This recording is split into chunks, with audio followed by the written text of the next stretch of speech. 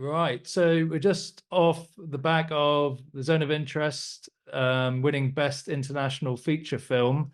And I just thought it'd be very nice to reintroduce Emmett Sullivan, the historian, and to sort of address some of the comments from the previous video about The Zone of Interest, but also just to sort of maybe delve a bit deeper into some of the aspects. So do you think it was a deserved winner of an Oscar, Emmett?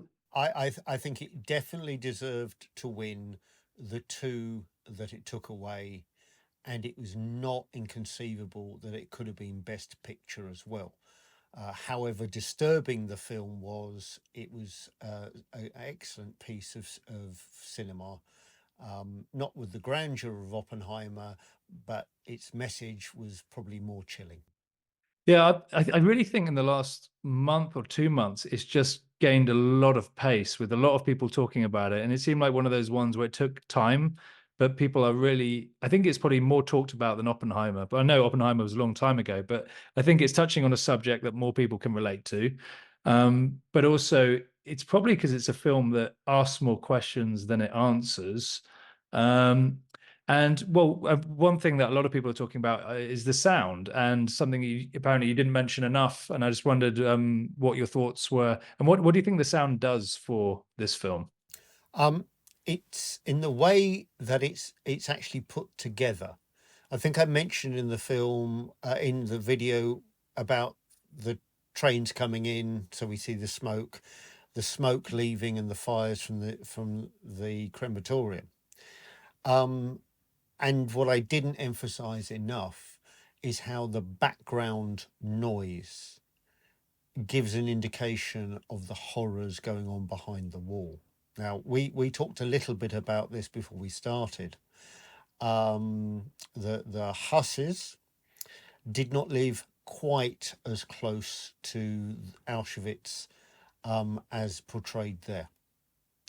But for a little bit of artistic interpretation, having them immediately adjacent to the wall and being in earshot of everything that's happened.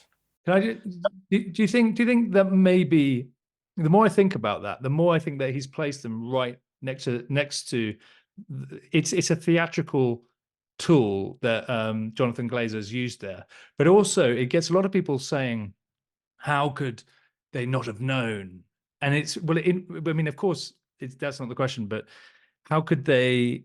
How could they have been so close and let this happen? But the thing is, in reality, they weren't that close. So it really was a theatrical tool, and it makes a point. And but do you think it maybe it's a lot of people don't know that's fiction, that part of it, and maybe is that a problem?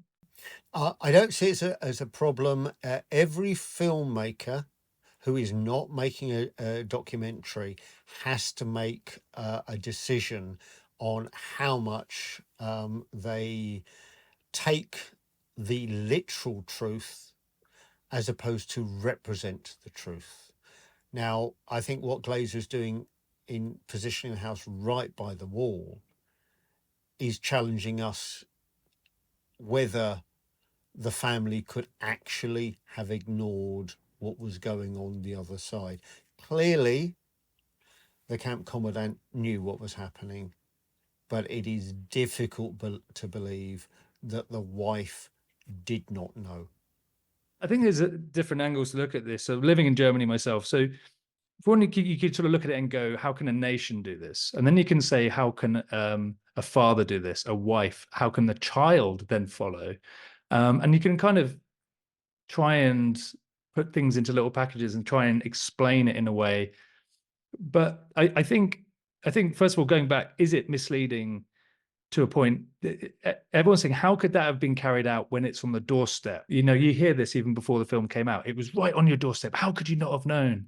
And recently watching Judgment at Nuremberg, it raises that question of people in the sort of high society of Germany, should they be found guilty because they were upholding the ideas of someone like Hitler? But they said, well, it was their job and they were just relaying what they were doing, what they were told, otherwise they'd been in trouble. So how culpable are these people? How should Sandra Huller as a wife who's trying to raise kids, who is turning a blind eye to the atrocities, should she be culpable? Should she have been arrested? Should she? Because I have seen in the comments that someone says that it was unfair she was able to lead a happy life in America. What are your feelings on that? Well, I'll take you back one step. And my final comments in the video about the banality of evil is not really a pushback about Hannah Arendt's subtitle of Eichmann in Jerusalem. Okay, the term banality of evil is used in a number of published reviews without referencing either Hannah Arendt or what she was describing. And this is the trial of Adolf Eichmann. And during that time, he behaved without guilt, almost in terms of being a sociopath, that he just considered that it was his job. And the eradication of millions of people from Eastern Europe who happened to be of the Jewish faith was his duty. Now, what Hannah Arendt was seeing was, if you like, the extended compartmentalization that Eichmann must have gone through. Okay, that he had decided that there was a difference between the justification for his actions and his requirement to follow orders. In the here and now, and in the film, it is very immediate. How do you ignore the consequences of gunshots and continual destruction in an incinerator of human remains? And what I would say is, I don't think we get very far by considering the Nazis as evil. The outcome of their actions was nothing but evil. But they rationalized a way to keep on doing it. And are all Germans complicit? Clearly not.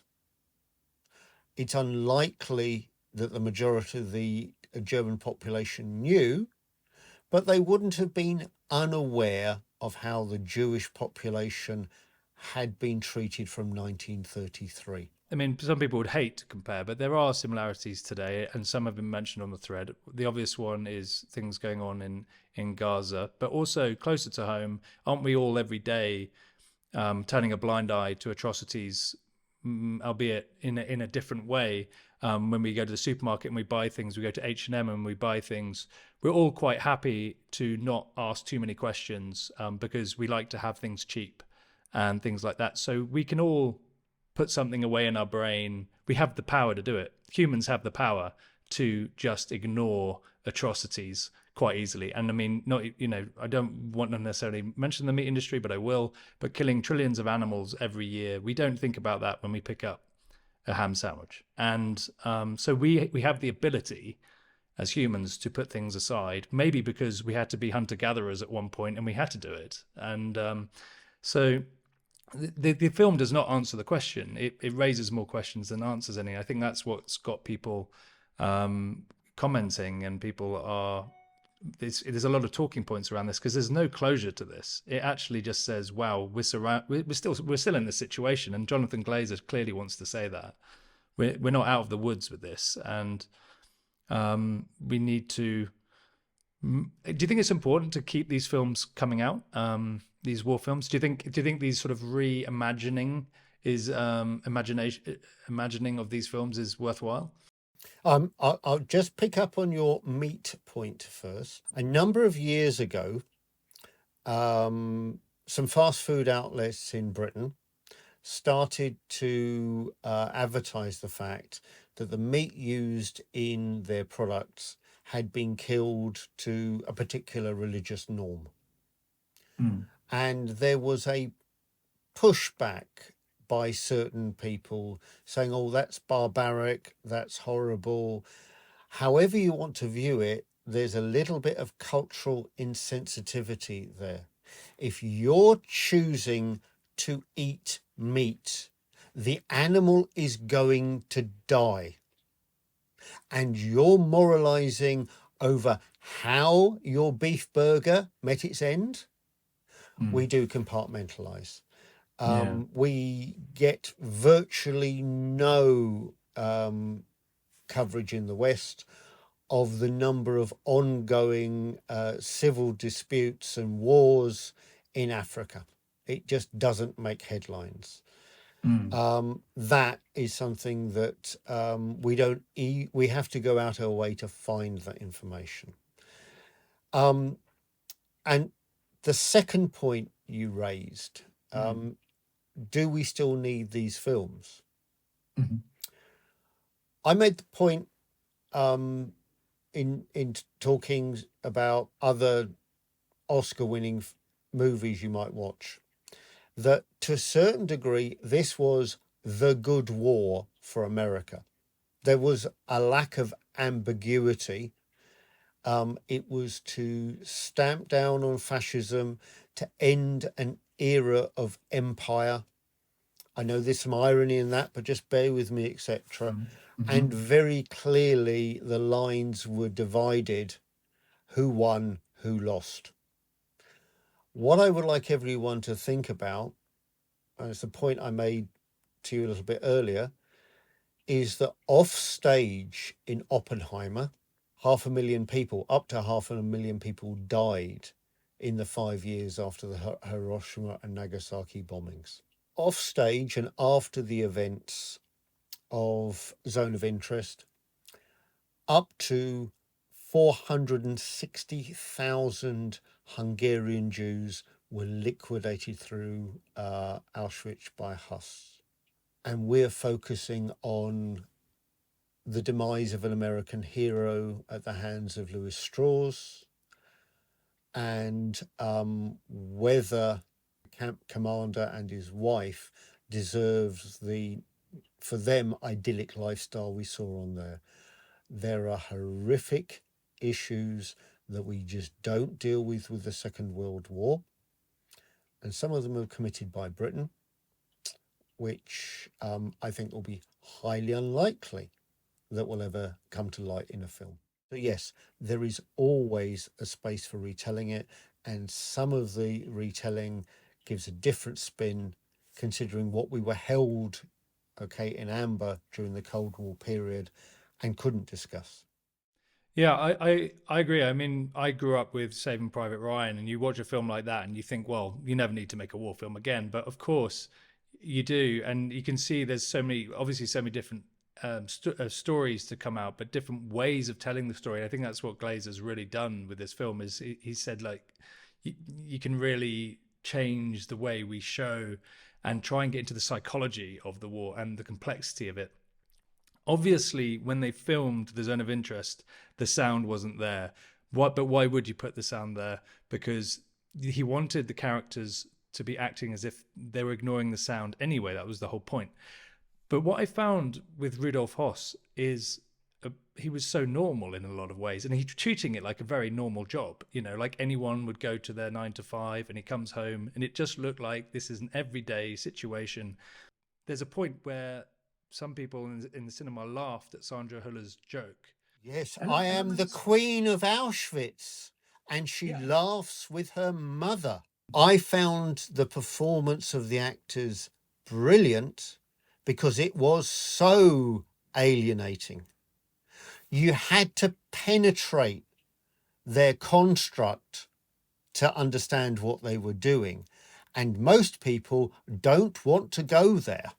So they at some point they had made the decision, okay, we're going to turn a blind eye to this because we can do this because it's going to make us money and it's going to move us up in society. Is that what you're saying? That they made a decision? I think it's very, this is why the evil part of it is not something which I find useful as a way to discuss this. Rudolf Hoss is certainly a human being and has been corrupted. Would he without World War II and without Hitler, would he have been a normal person, a good person? I'm going to take you back. One of the things that Adolf Hitler did in the early years of the war was return victories to the German people without those victories really costing the domestic population very much. If you look at the push westwards, okay, the annexation of Poland, okay, is a beginning. And then you have the Polish coal fields, which used to be part of Germany, okay, reunited, etc. Okay, so and Poland becomes a buffer zone, but all of the advantages of having the resources, the port access, the factories in France, the Netherlands, Belgium, okay, the Low Countries into Scandinavia, okay, well, it comes to the point that he could take those resources and subsidize the war effort. So the Germans got used to victory without anguish or pain. The invasion of the Soviet Union changed the complexity of the war because it started to become, more, daily land battles, okay, with huge loss of life on both sides. And to a certain degree, what we see in the zone of interest is another way in which Adolf Hitler was trying to give the Germans victories, okay, with minimizing costs. The Holocaust is really an Eastern European tragedy because it was to clear the land for German domestic expansion.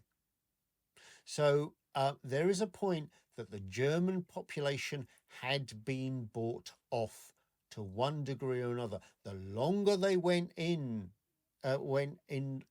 step with Hitler after 1933, the more difficult it was to separate themselves from the logic and the outcomes. But I was talking about an individual, Rudolf Hoss, and a psychology of a certain individual, and everything you kind of mentioned there was big, grand ideas.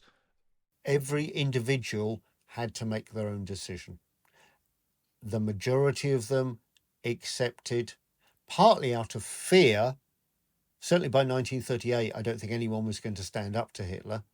So it was before the war had started, and it would have been very hard at that point because this is around a time where Hitler would have been on front of Time magazine.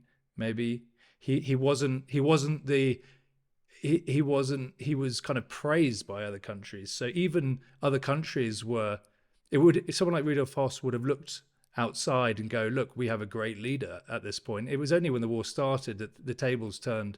So for them to have perspective would have been difficult. They didn't have the internet. So when you're in this kind of bubble, I'm just trying to think, how easy or hard would it have been, or how normal was it for Rudolf Hoss just to walk into Auschwitz like he was an investment banker? I'm just doing the best thing for my family, because this is clearly how Jonathan Glazer portrayed him, as just doing his job.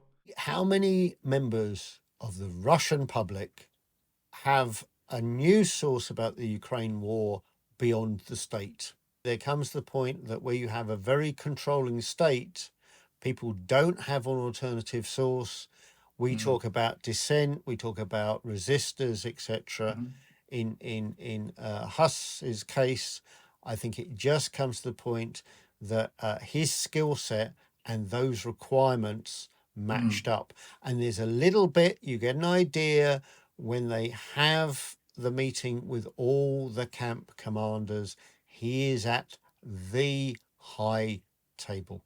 It'd be in such a high table that he's probably removed so far from. You can never be that far removed when you're working in Auschwitz. But what I mean in terms of, he probably doesn't even have to shoot anybody himself. So he's got up walls, and that, if you can want a metaphor for our current day, I mean, you don't have to look that far to see similarities where we are currently in the world, and how we can just, well, that wasn't me. I didn't do that.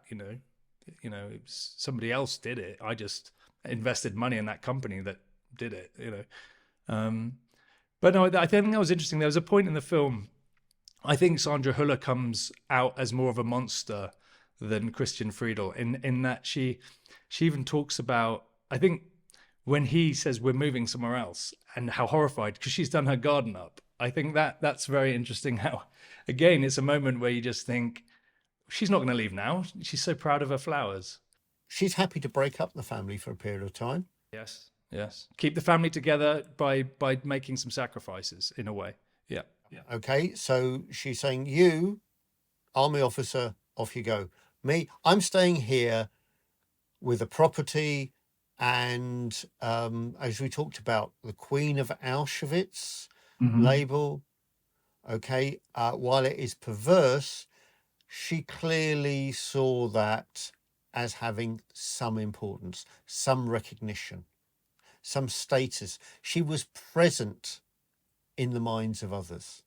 And perhaps that would never have happened in a different path after the 1933 elections. There's elements in the scenes in the film where Glazer wants you to sympathize with them when they're both together in bed and they're talking and laughing. You can take that scene out and put it in to a romantic film. That's because they're playing out something very different to what you expect. You expect them to come back and just be these horrible, horrible people, but they're talking about their love. You know, when they first fell in love, and when are we getting out of this? When could I take a holiday down to northern Italy and go to that spa that we go to? Very normal things. And I think if anything, this is the success of the movie is that brings it into our current time because it's so normal, these things that they're talking about, and every day.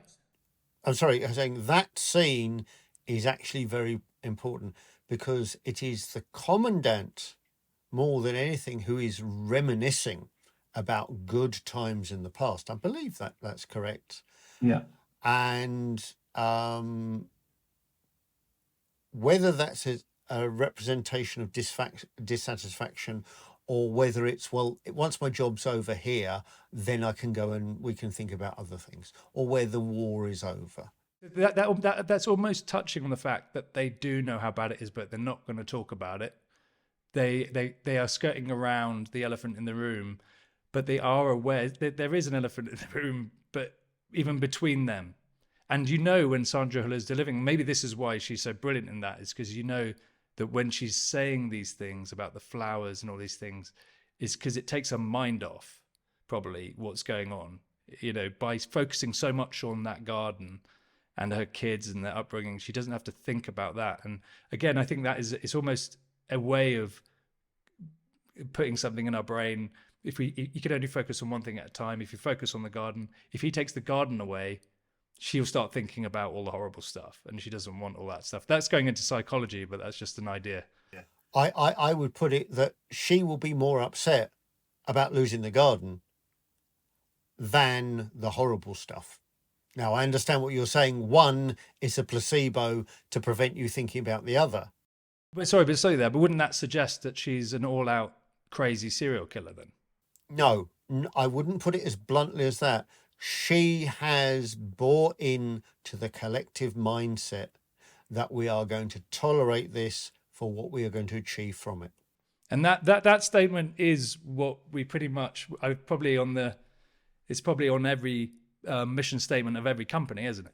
It's not so long ago that the Indian government said, okay, you want to contract with us, you've got to have a corporate social responsibility policy.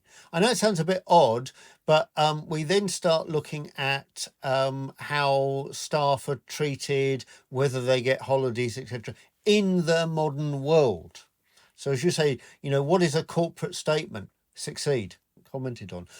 I think it's the Jewish maid who is seen at one point in almost negative relief. She's sort of being there as an angel. It's like an infrared, I think they used. Yeah, it's a very odd way of portraying someone, but planting apples so that the workers in the fields, okay, can actually get some more food, right? And there is the point where two members of those interned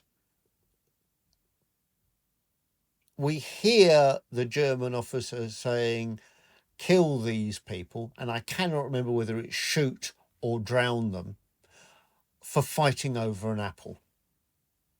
Now, it wasn't intended that a good intent has inadvertently lost two people their lives. So one of the things you can talk about is, unintended consequences. Did the Germans in 1933 want to see 11.5 to 12 million people die in the camps, 5.5 to 6 million of them being Jewish? I think if you had actually put that question to them in those terms, they said, of course not. The longer they went on, the less they knew about what was happening. And clearly in a controlled environment, some would have known, it may not have been general knowledge, and some, as with the Husses, who had no real option, the commandant knew exactly what was happening, said, okay, thank you, I will take that. By that point, the way they're killing people at that point, it is as if everyone there is just got no feelings towards Jewish people whatsoever. They treat them like vermin. And that scene that you mentioned is the gunshots almost become normalized for the view of the film. And then you get to that point, and then it's a reminder, just the reminder of how horrific it actually was and what they did to children, and the way they shouted at them and took lives is absolutely no one can comprehend that. And to think that it is happening in any way today is crazy. You could imagine the psychology of them just saying, well, win at all costs, and creating a very warped idea, because of World War One, and World War Two would have happened without World War One. So it's all kind of, the story, it gets bigger and bigger and bigger, and we're going away from the film, of course. But I think that's the whole point. The film does raise a lot more questions about the grander picture. But I think, so we see that this is a very good film by Jonathan Glazer. I've tried to sort of look at certain scenes. I've tried to look at the actors. I've tried to look at the way he's portrayed things, the use of sound, for the way he's portraying it on the screen. So I'm not necessarily talking about what actually happened. I'm talking about the ideas he conjures up when watching, and through the performances you get all kinds of feelings. But the overall message is to really know more about this, learn more about this, and understand it. And I think is overall a very good telling of a story, without having to show too much. So is there, anything else you want to say about the film? My main takeaway from the film is that there were very few occasions that I felt that those who were portraying the Husses in particular were acting, which is a high compliment, because they did it so well that you could believe that this was a family. However you look at the context, etc., that was the greatest selling point of the film, because while I wouldn't have sympathized with them, you could understand them. And you made the point about the acting awards, etc. No show.